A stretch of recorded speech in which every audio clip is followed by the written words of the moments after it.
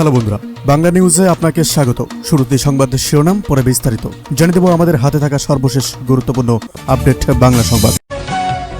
ভারত থেকে বিদ্যুৎ আমদানিতে নতুন করে দর কষাকষি।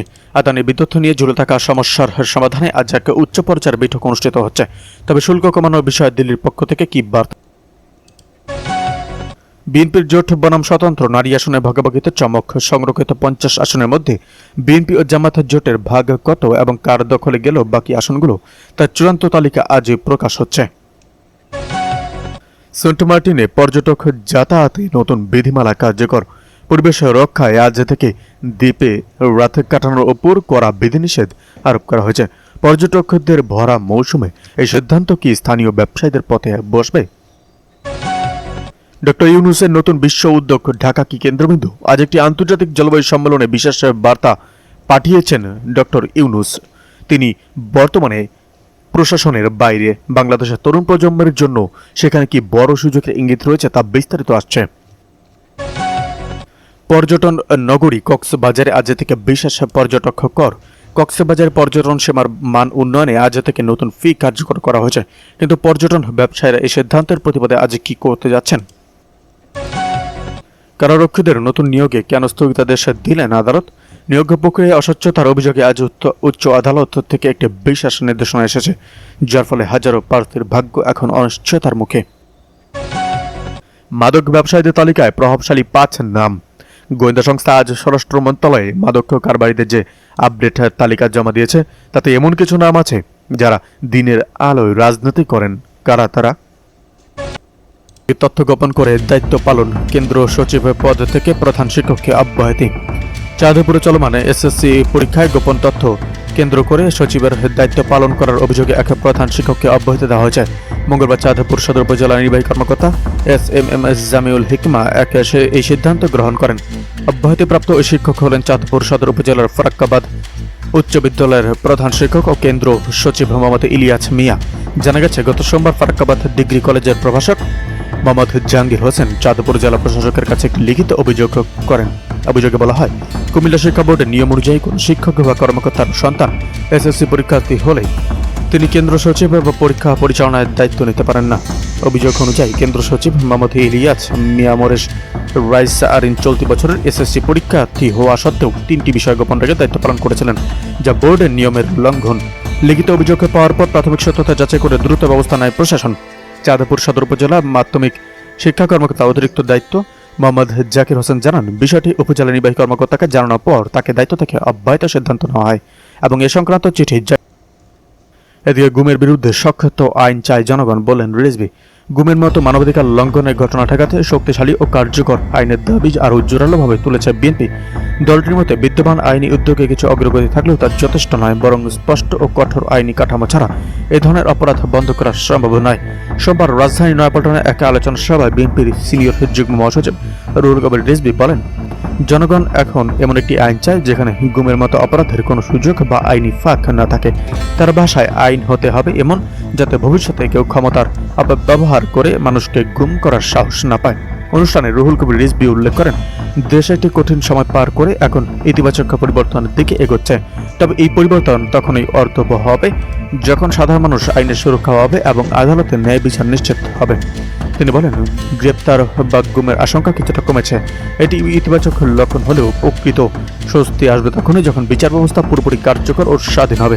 গুম হওয়া ব্যক্তিদের প্রসঙ্গ টেনে তিনি বলেন, এখনও অনেক রাজনৈতিক নেতাকর্মীরা খোঁজ পাওয়া যায়নি। তাদের খুঁজে বের করা এবং এ ধরনের ঘটনার সঙ্গে জড়িতদের আইনের আওতায় আনা জরুরি। এদিকে নারী আসনে 53 জনের মনোনয়নপত্র দাখিল। নির্বাচন কমিশনের নির্ধারিত তফসিল অনুযায়ী ও ত্রয়োদশ জাতীয় সংসদের সংরক্ষিত নারী আসনে নির্বাচনের মনোনয়নপত্র দাখিলের সময় শেষ হয়েছে গতকাল মঙ্গলবার। মনোনয়নপত্র বাছাই অনুষ্ঠিত হবে আজ বুধবার ও আগামীকাল বৃহস্পতিবার। গতকাল শেষ দিন পর্যন্ত বিভিন্ন দল, জোট ও ব্যক্তিগতভাবে 53 জন প্রার্থী মনোনয়নপত্র দাখিল করেছেন বলে জানিয়েছেন রিটার্নিং কর্মকর্তা ও নির্বাচনের কমিশনের যুগ্ম সচিব মোহাম্মদ মঈনুদ্দিন খান। মঙ্গলবার ইসি ভবনে সাংবাদিকদের তিনি বলেন, জাতীয় সংসদে সংরক্ষিত নারী আসনে যারা প্রার্থী তাদের মনোনয়নপত্র দাখিল বিকাল 4টায় শেষ হয়েছে। আমরা এখানে বিএনপি ও জোট থেকে 36টা মনোনয়নপত্র পেয়েছি এবং বাংলাদেশ জামাত ইসলামী জোট থেকে 13টা মনোনয়নপত্র পেয়েছি। এছাড়া স্বতন্ত্র জোট থেকে একটি মনোনয়নপত্র পেয়েছি। তার নাম হচ্ছে মিসেস সুলতানা জেসমিন।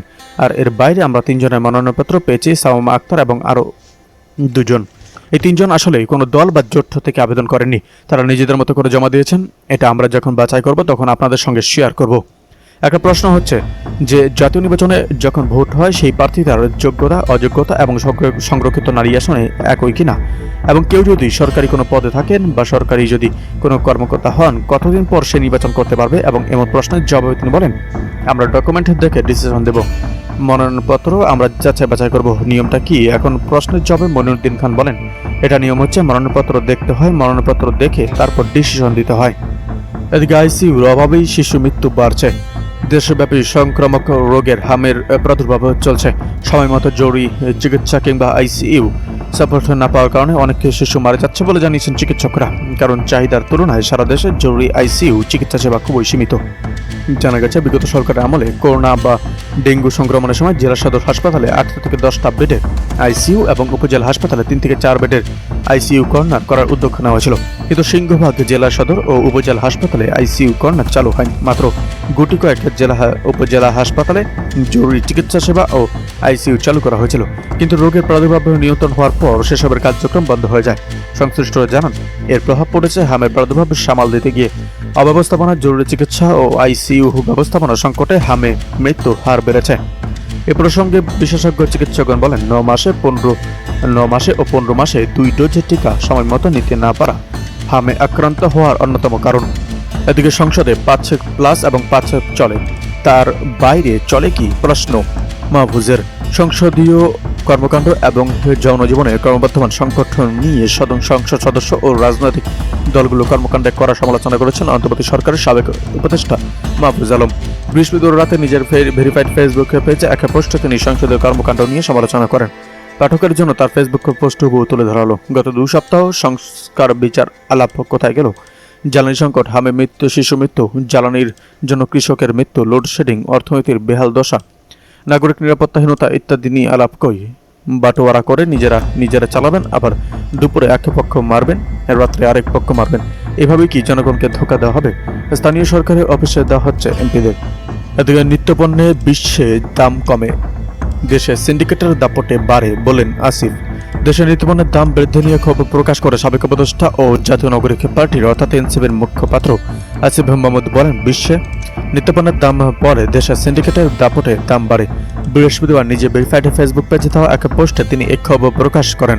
পোস্টে বিশ্ববাজারের নিত্যপণ্যের দামের সঙ্গে বাংলাদেশের দামের হ্রাস বৃদ্ধির তালিকা যুক্ত করে আসিফ মাহমুদ সেখানে দেখা যায় বিশ্ববাজারে চালের দাম কমেছে 19%, কিন্তু দেশের বাজারে উল্টো বেড়েছে 5.5%। বিশ্ববাজার পাম অয়েলের দাম কমেছে 12%।